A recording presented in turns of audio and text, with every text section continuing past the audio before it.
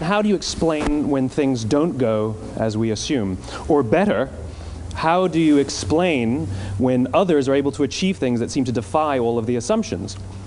For example, why is Apple so innovative? Year after year after year after year, they're more innovative than all their competition. And yet, they're just a computer company. They're just like everyone else. They have the same access to the same talent, the same agencies, the same consultants, the same media. Then why is it that they seem to have something different? Why is it that Martin Luther King led the civil rights movement? He wasn't the only man who suffered in a pre-civil rights America, and he certainly wasn't the only great orator of the day. Why him? And why is it that the Wright brothers were able to figure out controlled powered manned flight when there were certainly other teams who were better qualified, better funded, and they didn't achieve powered manned flight, and the Wright brothers beat them to it? There's something else at play here. About 3.5 years ago, I made a discovery, and this discovery profoundly changed my view on how I thought the world worked, and it even profoundly changed the way in which I operate in it. As it turns out, there's a pattern. As it turns out, all the great and inspiring leaders and organizations in the world, whether it's Apple or Martin Luther King or the Wright brothers, they all think, act, and communicate the exact same way, and it's the complete opposite to everyone else. All I did was codify it. And it's probably the world's simplest idea. I call it the golden circle.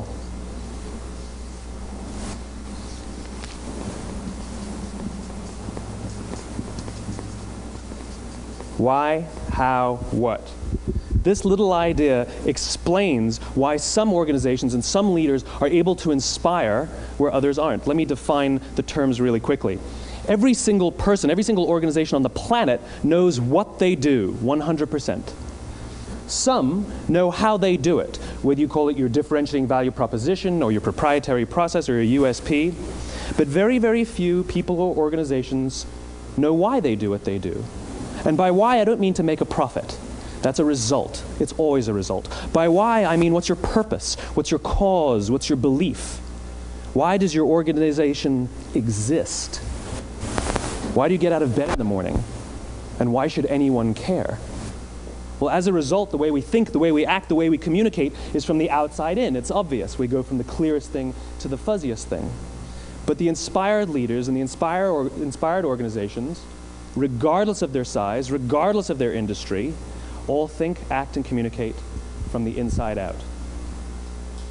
Let me give you an example. I use Apple because they're easy to understand and everybody gets it. If Apple were like everyone else, a marketing message from them might sound like this: we make great computers. They're beautifully designed, simple to use, and user-friendly. Want to buy one? Meh. And that's how most of us communicate. That's how most marketing is done, that's how most sales is done, and that's how most of us communicate interpersonally. We say what we do, we say how we're different or how we better, and we expect some sort of behavior, a purchase, a vote, something like that. Here's our new law firm. We have the best lawyers with the biggest clients. We have, we always perform for our clients, do business with us. Here's our new car. It gets great gas mileage. It has, leather seats. Buy our car. But it's uninspiring. Here's how Apple actually communicates. Everything we do, we believe in challenging the status quo. We believe in thinking differently. The way we challenge the status quo is by making our products beautifully designed, simple to use, and user-friendly. We just happen to make great computers. Want to buy one? Totally different, right? You ready to buy a computer from me? All I did was reverse the order of the information. What it proves to us is that people don't buy what you do, people buy why you do it. People don't buy what you do, they buy why you do it. This explains why every single person in this room is perfectly comfortable buying a computer from Apple.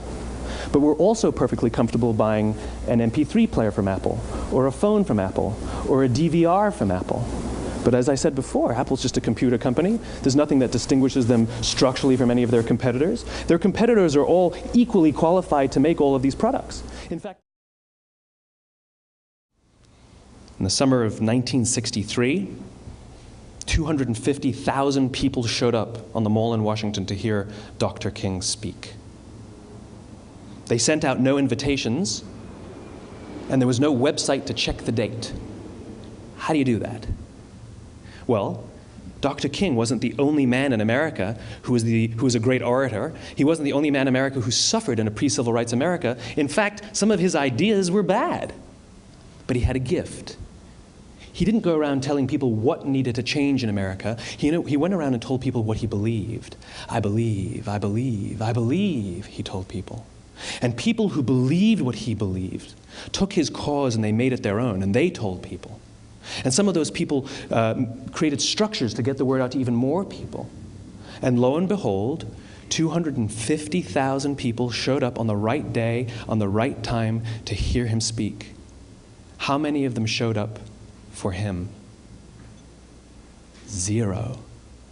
They showed up for themselves. It's what they believed about America that got them to travel on a bus for 8 hours to stand in the sun in Washington in the middle of August. It's what they believed, and it wasn't about black versus white. 25% of the audience was white. Dr. King believed that there are 2 types of laws in this world, those that are made by a higher authority and those that are made by man. And not until all the laws that are made by man are consistent with the laws that are made by the higher authority will we live in a just world.